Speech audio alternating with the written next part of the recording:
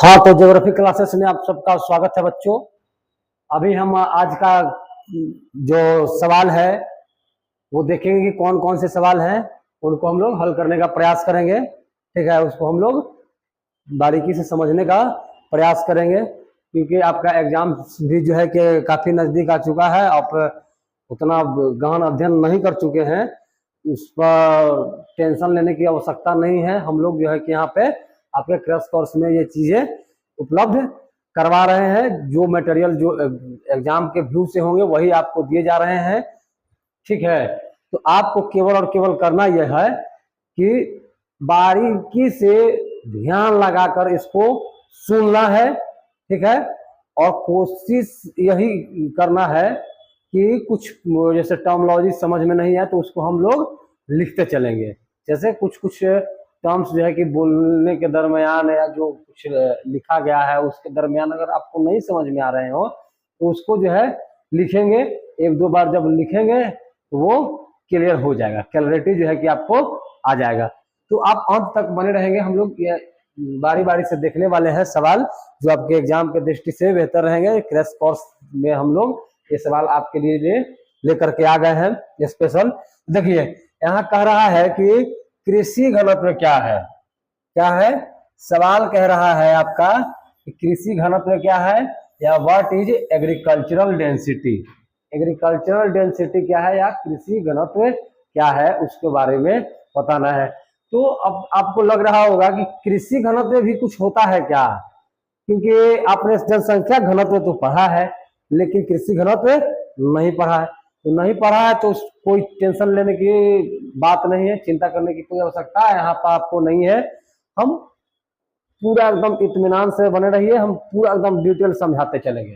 देखिए, कृषि घनत्व हम लोग किसको कहेंगे, जैसे कि प्रति वर्ग मील, यानी कि एक मील में या किलोमीटर स्क्वायर हम लोग कह सकते हैं। मील को छोड़ करके हम लोग किलोमीटर स्क्वायर कह सकते हैं कि एक किलोमीटर स्क्वायर क्षेत्र, वर्ग मतलब स्क्वायर होता है। तो एक किलोमीटर के स्क्वायर के क्षेत्र के एरिया में अगर जो लोग लगे हुए हैं, ठीक है, लोगों की जो संख्या होगा वो क्या कहलाएगा, कृषि घनत्व। यानी कि एक किलोमीटर में जो आपका फसल लगाया गया है, ठीक है, जो भी फसल है आपका एक किलोमीटर के स्क्वायर में लगाया गया है, और उसमें जितने लोग लगेंगे, ठीक है, जितने जो है कि लोग लगेंगे, यानी कि उन लोग, उसको हम लोग क्या कहेंगे, ठीक, उसको क्या कहा जाएगा, आपका कृषि घनत्व कहेंगे। उसको हम लोग क्या कहेंगे, यानी कि एक किलोमीटर स्क्वायर क्षेत्रफल में जितने लोग कृषि कार्य में संलग्न रहेंगे उसको हम लोग कहेंगे कृषि घनत्व। कृषि एग्रीकल्चरल डेंसिटी उसको कहा जा सकता है, या उसको और भी तरीका से हम लोग डिफाइन कर सकते हैं। ठीक है, तो और तरीका से क्या डिफाइन कर सकते हैं कि जो कृषि में लगा हुआ जनसंख्या है, ठीक है, जो भी जो है जनसंख्या, जो कृषि में लगा जनसंख्या है, कृषि में लगा जनसंख्या, लगा जनसंख्या, कृषि में लगा जनसंख्या, और जो है कुल कृषि क्षेत्र के अनुपात है, यानी कि जितना कृषि क्षेत्र होगा उसके अनुपात, यानी कि यहाँ आप लिख देंगे कृषि क्षेत्र, कृषि या कुल कृषि क्षेत्र लिखेंगे, कुल कृषि क्षेत्र। अनुपात के मतलब हो गया आपका बट्टा में दे दिए हम लोग। ठीक है, तो ये कहलाएगा आपका कृषि घनत्व। अगर इसको इस तरीका से हम लोग फॉर्मूला भी दें तो कोई अतिशुक्ति नहीं होना चाहिए। तो कृषि घनत्व को हम लोग इस तरीका से समझ सकते हैं कि कृषि में लगे जनसंख्या बट्टे कुल कृषि क्षेत्र, यानी कि एक किलोमीटर स्क्वायर क्षेत्रफल में जितने लोग कृषि कार्य करेंगे उनको हम लोग क्या कहेंगे, कृषि घनत्व कहेंगे। उसको एग्रीकल्चरल डेंसिटी कहा जाएगा। समझ में आ रहा होगा। तो चलिए, आप जो है कि इस बात को भी नोट कर सकते हैं कि कृषि घनत्व का फॉर्मूला भी आपको जनरेट हो गया, फॉर्मूला भी मिल गया। ठीक है, तो आप इसको इस तरीका से समझ सकते हैं। तो अब हम लोग आगे सवाल देखते हैं कि अगला सवाल क्या कह रहा है।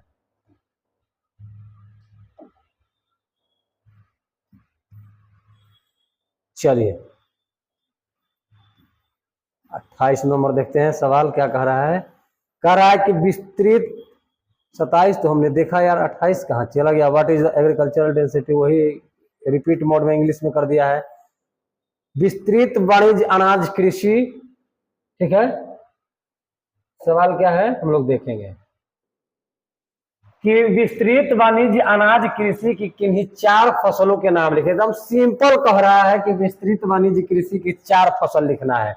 देखिए विस्तृत वाणिज्य कृषि के 4 फसल जो होंगे आपके, कपास होंगे, चाय होगा, जूट होगा और कॉफी होगा। तो यह जो है कि सवाल जो है कि आपको याद कर लेने हैं, ठीक है। तो विस्तृत वाणिज्य कृषि के तो हम लोग डिफिनेशन इसका पढ़ लेंगे तो ये चीजें जो है कि ऑटोमेटिक हमको याद हो जाएगा, ठीक है।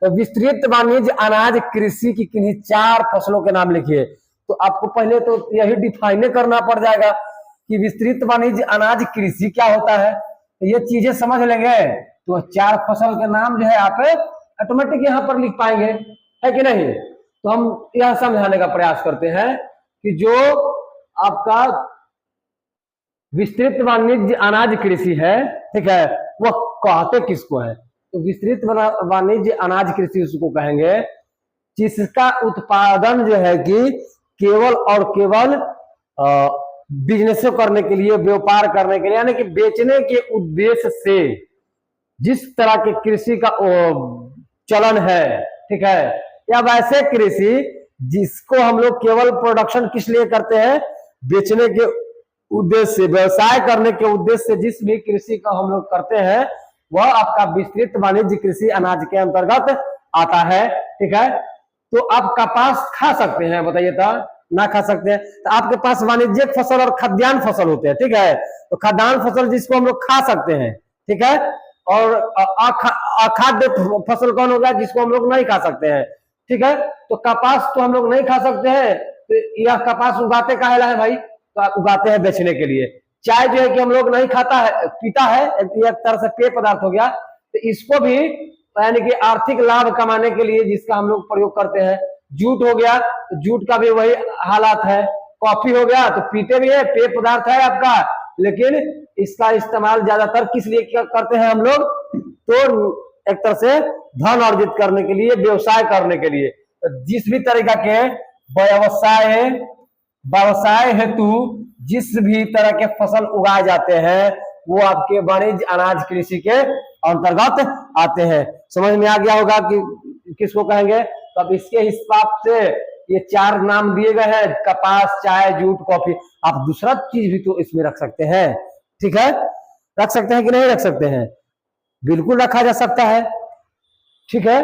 अब इसे मान लीजिए कि तंबाकू है या क्यों उगाते हैं, ठीक है, तो इसी के लिए उगाते हैं। एक तरह से भी विस्तृत वाणिज्यिक अनाज कृषि ही आएगा, ठीक है। तो कैफीन वगैरह जो हो गया वो भी आपका इसीलिए इसी में आएगा। एक जो है कि रेशम के कीड़े वगैरह जो है उसकी भी एग्रीकल्चर की जाती है, तो वो जो है कि बेचने के उद्देश्य से किए जाते हैं। तो इस तरीके से यानी कि जिसका उद्देश्य जो है कि व्यवसाय करना है, कि प्रॉपर व्यवसाय करना है। तो अब सवाल उठता है कि तो का गेहूं को हम लोग नहीं बेचते हैं, अब इसलिए बेचते हैं। उसको भी बेचा जाता है, जब आवश्यकता से अधिक होता है तो गेहूं भी बेचे जाते हैं, चावल भी बेचे जाते हैं, मक्के भी बेचे जाते हैं, धान भी बेचे जाते हैं और बाजरे भी बेचे जाते हैं, ठीक है। तो उसको हम लोग उस कैटेगरी में नहीं रख सकते हैं। तो बिल्कुल जा सकता है, व्यवसाय में जा सकता है, लेकिन वो साथ साथ वो खाद्यान्न फसल भी है, उसको खाया भी जाता है और उसको बेचा भी जाता है, खाने के लिए ही बेचा जाता है। तो आई होप समझ में आया होगा बात। चलिए अब लोग अगले प्रश्न की ओर हम लोग रुख करते हैं। हमारा जो है कि कारवा बढ़ेगा अगला सवाल की ओर। क्या है अगला सवाल? अगला सवाल क्या कह रहा है? डेयरी कृषि के अंतर्गत विस्तृत पैमाने पर डेयरी कृषि का विकास यातायात के साधनों एवं प्रतिशतों के विकास के बाद ही क्यों संभव हो सका है? देखिए, चाहे वो डेयरी कृषि हो चाहे दुनिया के कोनो उद्योग हो, बिना यातायात के वो डेवलप नहीं कर पाएगा। इस बात को आप मान लीजिए, क्योंकि ट्रांसपोर्टेशन व्यवस्था दुरुस्त नहीं रहेंगे तो आप जो है कि किसी तरह के प्रोडक्शन कर रहे हैं तो आप अकेले नहीं घपेल जाएंगे, ठीक है। उसमें अन्य लोगों को जो आपको देना ही पड़ेगा, बाहर के जगहों पर बेचना ही पड़ेगा, आपको मार्केट पहुंचाना ही पड़ेगा, समझे। तो मार्केट पहुंचाने के लिए आपको ट्रांसपोर्टेशन की आवश्यकता पड़ेगी ही पड़ेगी। तो इस हिसाब से कहा जा सकता है कि डेयरी के जो कृषि है, डेयरी फार्मिंग कब पॉसिबल हुआ, तो आपके यातायात जो है ट्रांसपोर्टेशन व्यवस्था दुरुस्त होने के पश्चात ही, या आपके दुरुस्त हुए, बिना ट्रांसपोर्टेशन व्यवस्था दुरुस्त हुए जो कि किसी भी तरह के कार्य नहीं किए जा सकते हैं। डेयरी के तो बात छोड़ दीजिए। अब इसमें कह रहा है प्रशीतकों, तो प्रशीतकों क्या है, तो प्रशीतक जो है आपका रेफ्रिजरेटर है, ठीक है, रेफ्रिजरेटर है। तो रेफ्रिजरेटर देखिए इसलिए हो पाया है डेयरी विकास का उद्योग। जैसे समझिए दूध को रखने के लिए आपको क्या चाहिए, तो आपको कूलिंग करने के लिए कूलिंग मशीनों वगैरह का होना अति आवश्यक है, क्योंकि यह जो है कि कच्चा बिजनेस माना जाता है, ठीक है।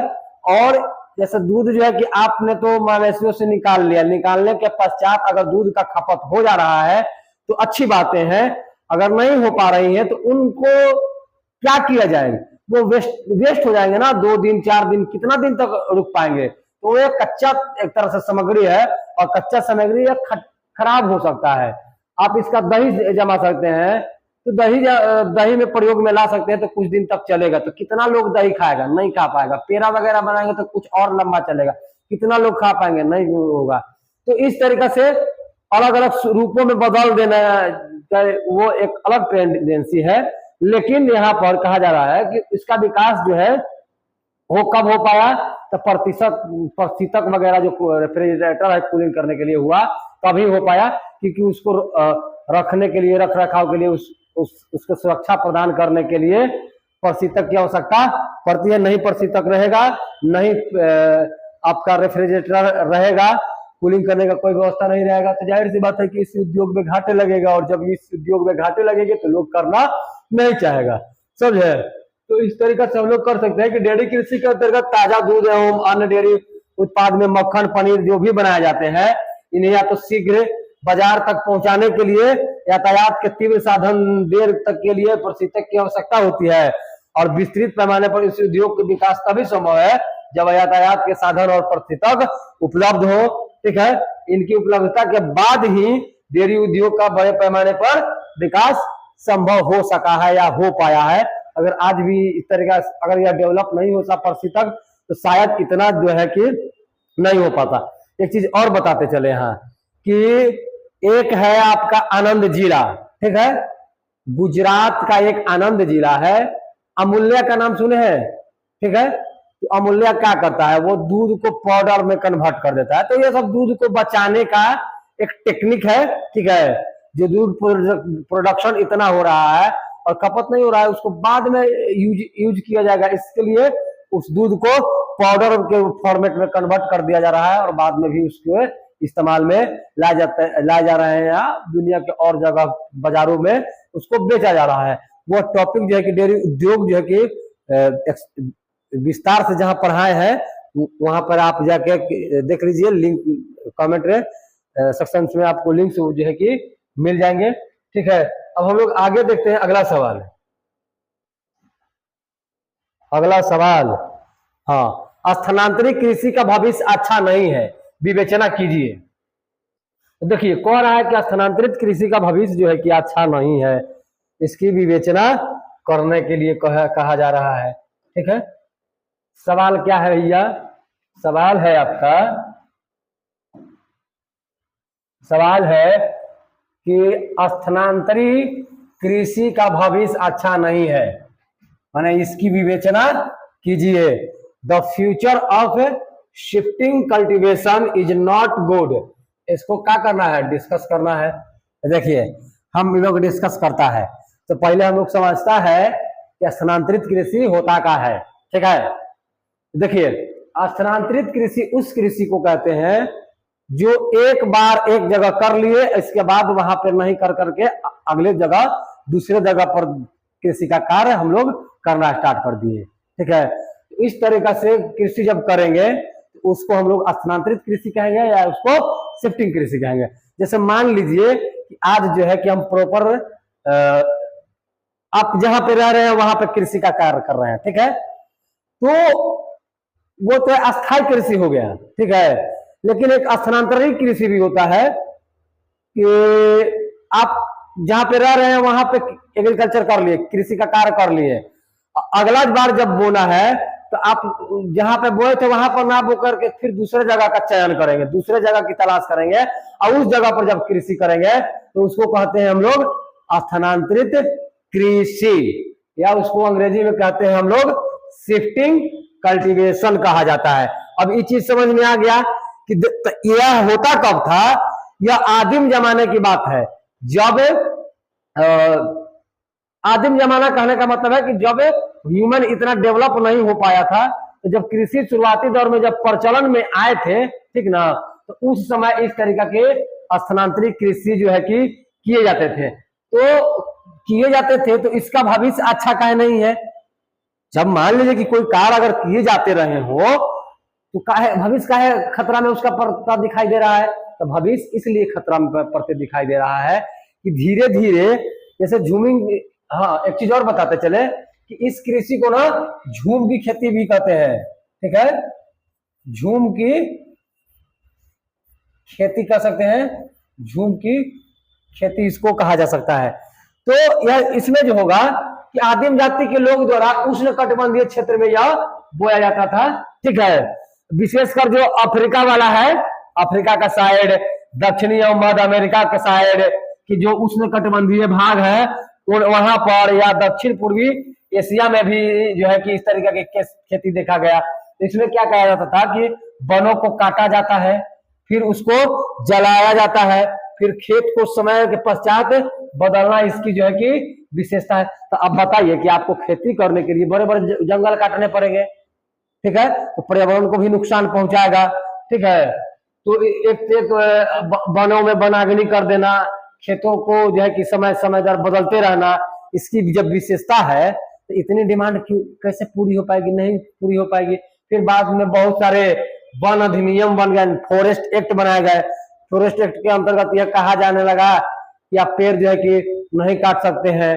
तो जब इस तरीके की मनाही जब की गई तो जाहिर सी बात है कि इसके भविष्य जो है कि खतरा में पड़ेंगे, ठीक है, तो इसका भविष्य जो है कि अच्छा नहीं हो पाएगा। और एक चीज और है, पहले लोग जो है कि घुमंतु प्रवृत्ति के होते थे, जो आदिम प्रवृत्ति के लोग थे वो पहले घुमंतु होते थे, यानी कि घूम घूम कर जीवन यापन करते रहते थे, ठीक है।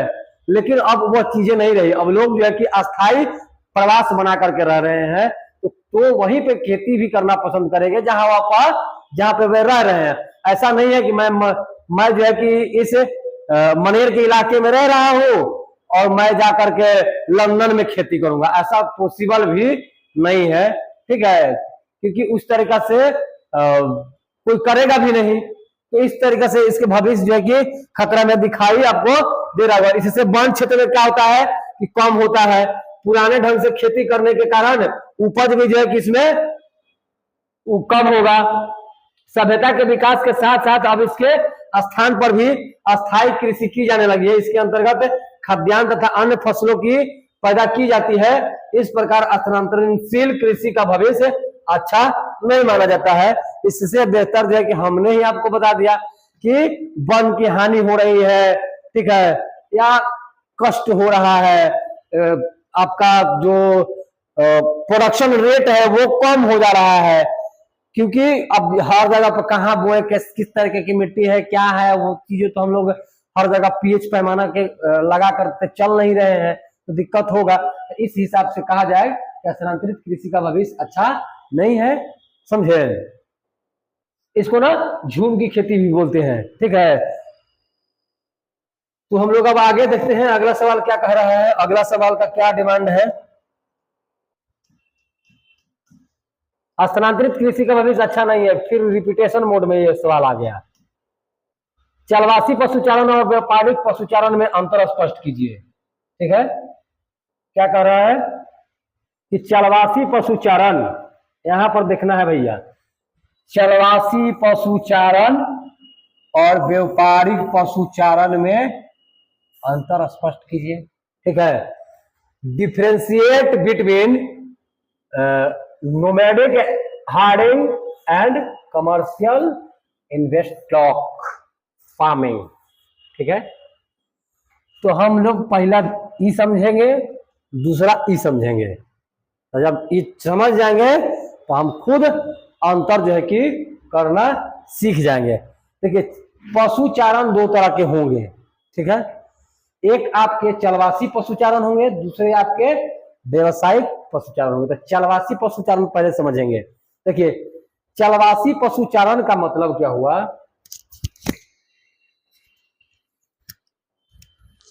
चलिए, आवाज आ रहा है। देखिए, चलवासी पशुचारण का मतलब क्या हुआ? जो चलवासी पशुचारण जीवन की निर्वाह की एक जगह की पद्धति है, जिसमें पशुचालक अपने पालतू पशुओं को के साथ पानी और चारागाह की उपलब्धता के अनुसार एक स्थान से दूसरे स्थान पर क्या करते हैं, चल करके जाते हैं। वो चलवासी पशुचारण हो गया। अब व्यवसायिक पशुचारण किसको कहेंगे? जिसमें अपने पालतू पशुओं को एक स्थान पर शेडिंग वगैरह लगा करके जब पशुओं का पालन करते हैं, उसको हम लोग व्यवसायिक पशुपालन कहते हैं। ठीक है, या व्यवसायिक पशुपालन कहिए या व्यवसायिक पशुचालन कहिए, पशुपालन कहिए, दोनों का मतलब जो है कि आपका सेम है, या पशुचारण कहिए। तो इसमें क्या है कि घूम घूम कर अपने जानवरों को चारा पानी मुहैया कराने की व्यवस्था है। तो वो चलवासी पशुचारण है। तो ये घूम घूम कर रहा है, ये एक जगह अस्थायी जगह पर रह करके सेट बना दे रहा है, गौशाला बना दे रहा है, भैंसाला बना दे रहा है, तबेला बना दे रहा है। ठीक है, ये व्यवसाय हो गया। और चलवासी में सेम कर रहा है, लेकिन वह क्या है, एक जगह से दूसरी जगह घूम रहा है, मूविंग कर रहा है। तो इसमें जैसे आप देखे होंगे कि जो भेड़ वगैरह चलाता है, ठीक है, भेड़ चालन जो है, भेड़ चारण, बकरी जो है, बकरी हो गया। ठीक है, या इनके शरीर के अन्य जानवर। ठीक है, तो इस तरीके से वो जो है कि एक गांव से दूसरे आज जो है कि यहाँ रहे तो कल वहां रहे, तो परसों वहां रहे, तो नेक्स्ट दिन कहीं और रहे, तो अगला उसके दिन कहीं और रहे। तो इस तरीका से पशुओं का चारण करते हैं। ठीक है, तो यही जो है कि अब जो है कि इसमें अंतर विभेद करना है। तो हम लोग इसको नहीं कर सकते हैं कि इसमें एक स्थान से दूसरे स्थान जाया जाता है, एक ही जगह से किया जा सकता है। ठीक है, यह जो है कि इसका जो है कि उद्देश्य है कि बहुत इसका उद्देश्य क्या है, मैंने बहुत आर्थिक लाभ कमाना। ठीक है, बहुत लाभ कमाना। इसका का काम है, जो भेड़ बकरी जो पाल रहा है लगभग जीवन यापन करता है। ठीक है, जीवन यापन करता है नहीं, यह जीवन यापन भर है और यह बहुत अधिक लाभ कमा रहा है। ठीक, यह जो कि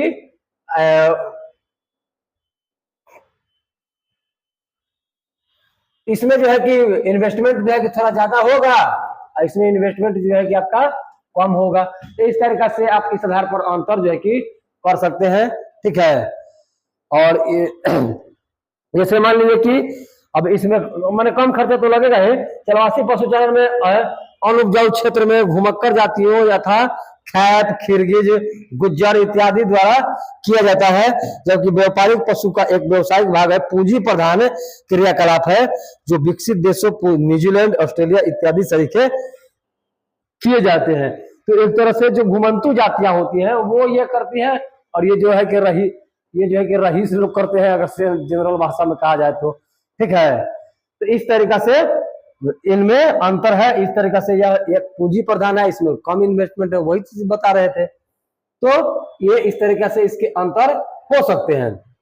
अब समझ में आ रहा होगा आप लोगों को। चलिए, तो आगे अगला सवाल की ओर बढ़ते हैं, रुक करते हैं अगले सवाल की ओर। सेनापति आक्रमण। चलिए, आपका अगला सवाल ये रहा। ठीक है, ये सवाल क्या कह रहा है? चलिए, ये सवाल कह रहा है कि सामूहिक कृषि का वर्णन करिए, एक्सप्लेन कलेक्टिव फार्मिंग। ठीक है, तो देखिए, सामूहिक कृषि में उत्पादन के साधनों का स्वामित्व जो होता है संपूर्ण समाज और सामूहिक श्रम पर आधारित होता है।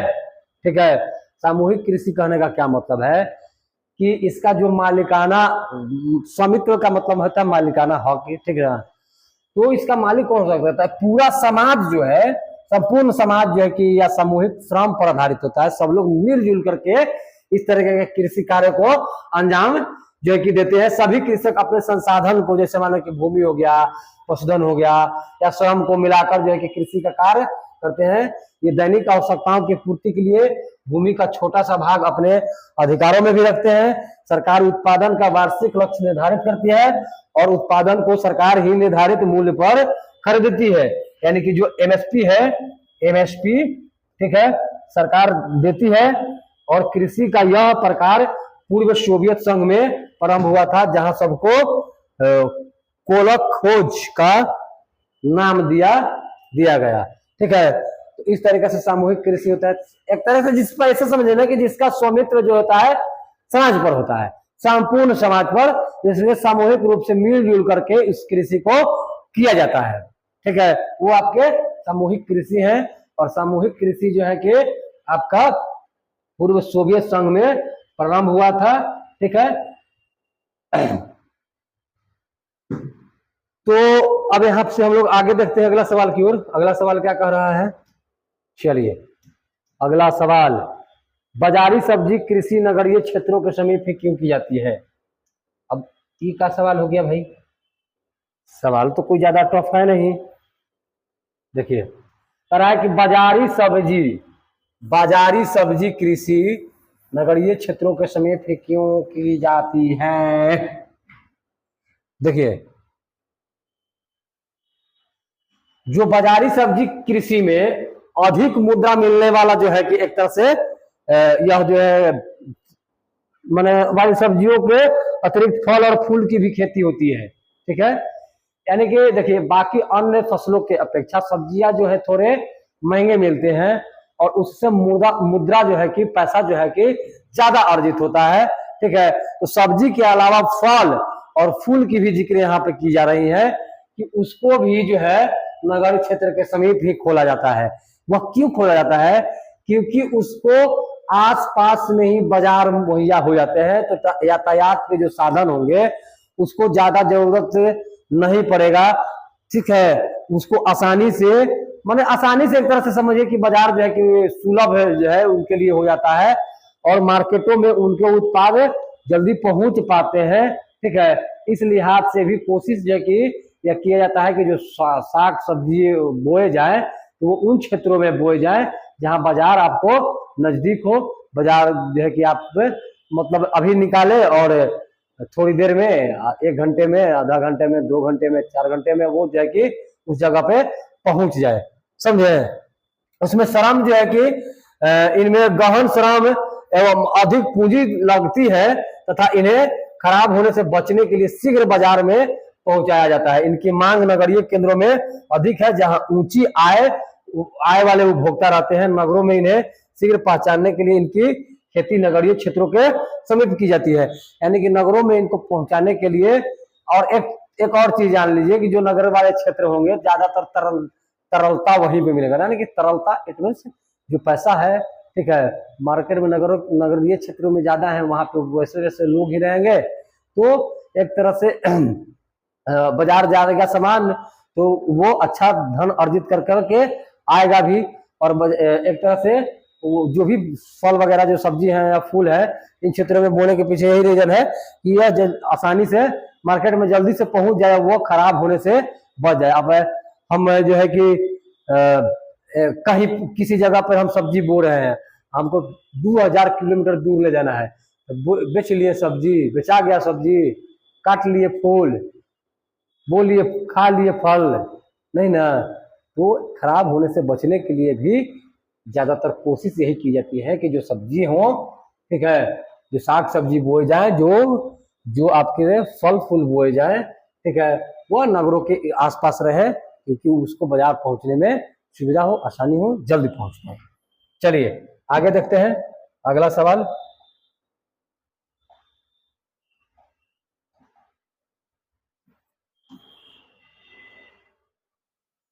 बरानी या वर्षा आधारित कृषि से आप क्या समझते हैं? चलिए सवाल देखिए आपका,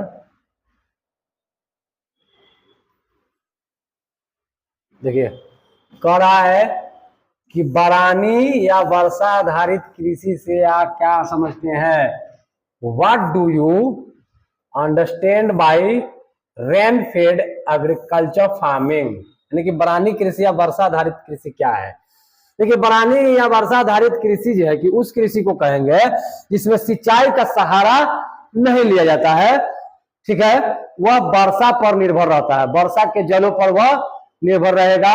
यानी कि जब बारिश होगी तो वो फसलें जो है कि हो जाएंगी। तो कोशिश इसमें यही किया जाता है कि वैसे फसल बोए जाए, ठीक है, या बरानी फसल या वर्षा आधारित कृषि जो होंगे वैसे होंगे जो जिनको थोड़ी कम मात्रा में पानी चाहिए होता है, ठीक है। तो जिस भी फसल में थोड़ी कम मात्रा में पानी मिलेंगे उन फसल को हम लोग बरानी कृषि के अंतर्गत रख सकते हैं। उनको स्पेशल अलग से सिंचाई करने के लिए ना किसी तरह के जल की आवश्यकता है, ना किसी नल की आवश्यकता है, ना किसी तरह के जल की आवश्यकता है, ना बोरवेल की आवश्यकता है, ना ट्यूबवेल की आवश्यकता है, ठीक है।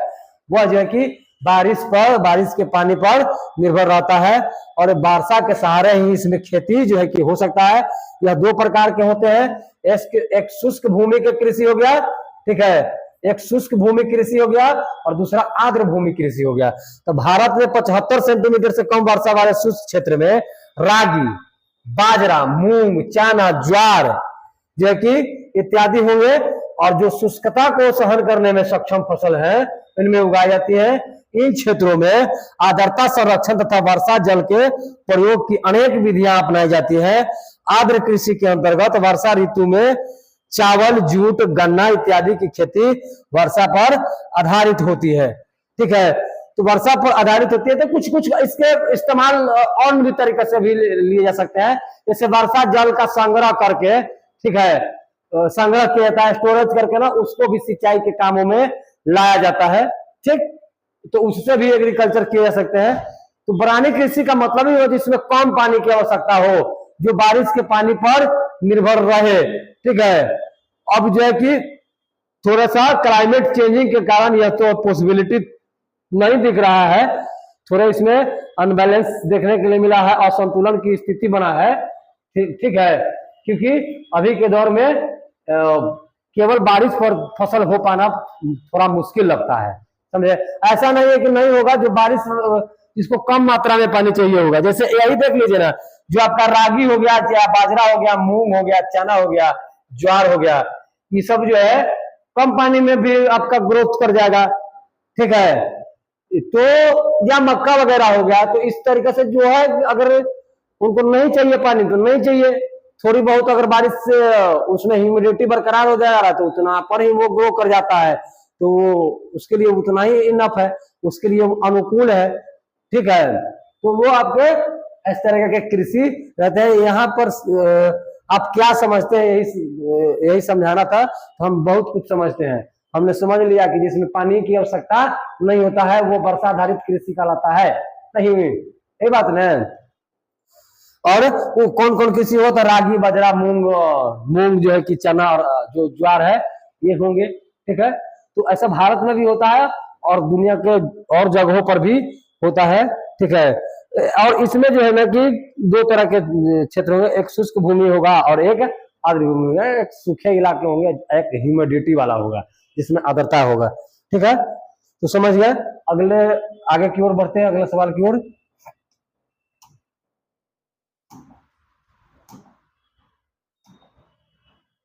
चलिए, कोको के बारे में आप क्या जानते हैं?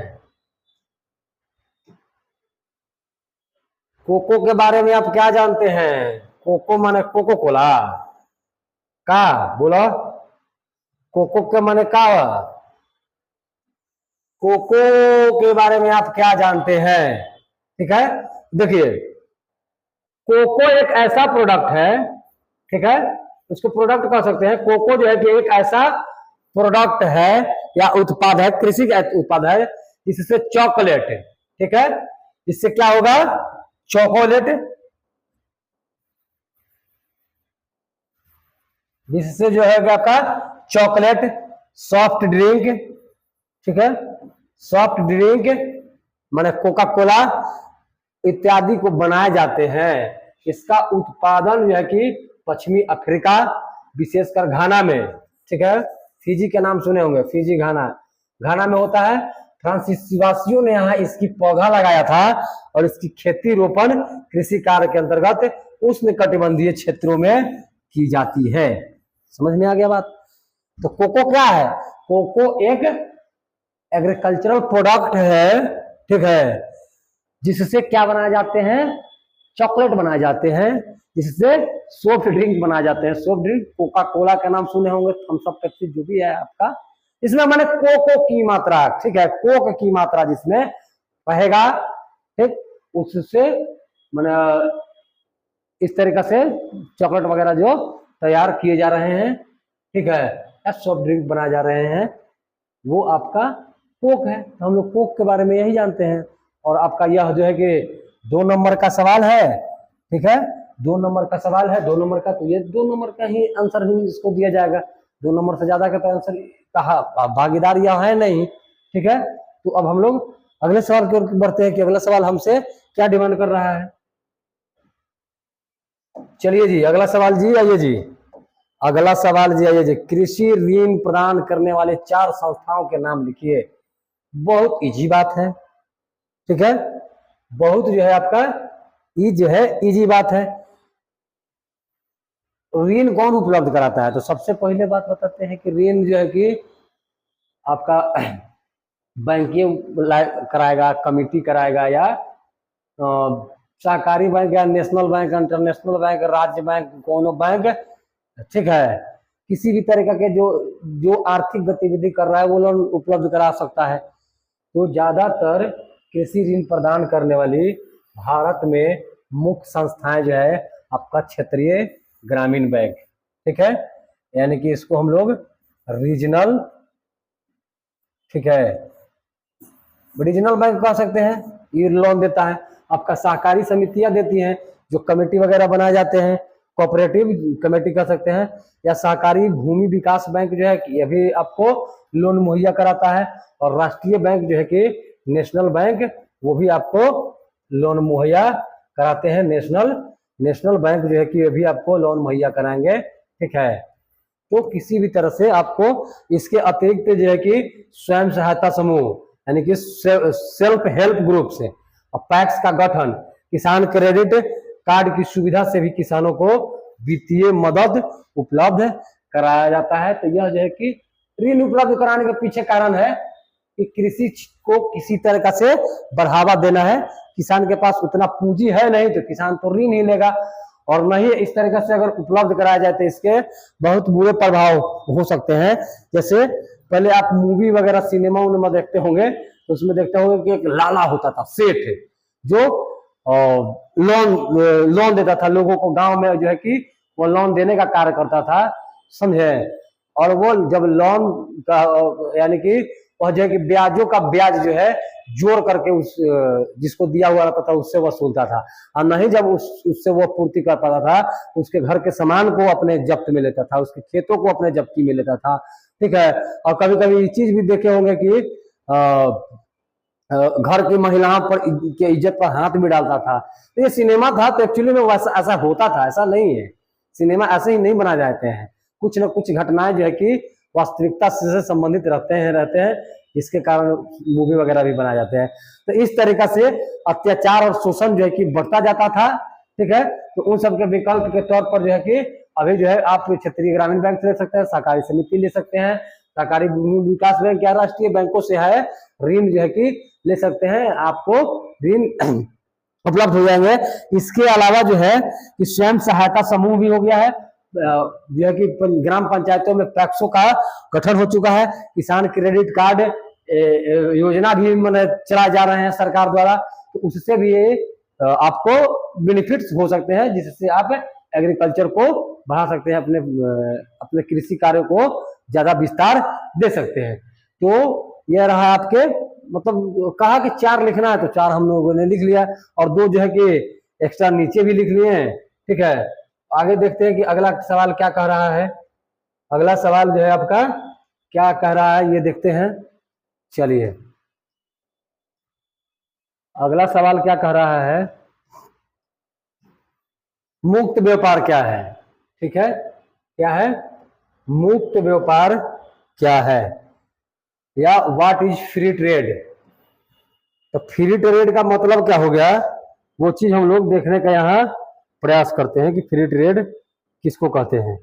ठीक है, फ्री ट्रेड जो है कि हम लोग किसको कहते हैं। देखिए, मुक्त व्यापार सर्वप्रथम अभिलेखागार एडम स्मिथ, ठीक है, मुक्त व्यापार का सर्वप्रथम अभिलेखाकरण एडम स्मिथ द्वारा 1776 में लिखित अपनी उत्कृष्ट पुस्तक द वेल्थ ऑफ नेशन, ठीक है, द वेल्थ ऑफ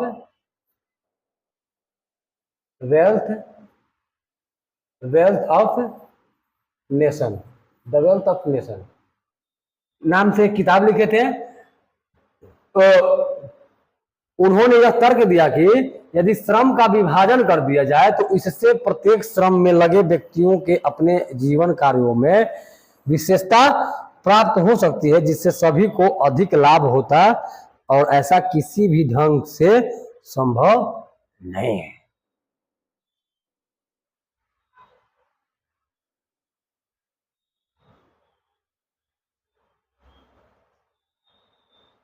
समझे। तो इस तरीका से यानी कि मुक्त व्यापार के संदर्भ में जो है कि एडम स्मिथ ने अपने वेल्थ ऑफ नेशन नामक किताब में जिक्र किया है। ठीक है, तो मुक्त व्यापार क्या है, तो मुक्त व्यापार जो है आपका कि श्रम का विभाजन अगर किया जाए और प्रत्येक श्रम में लगे व्यक्ति को अपने अपने कार्यों में विशेषज्ञता प्राप्त हो सकती है, जिससे सभी को अधिक लाभ हो सकता है, ऐसा किसी भी ढंग से संभव नहीं है। चलिए आगे बढ़ते हैं। चलिए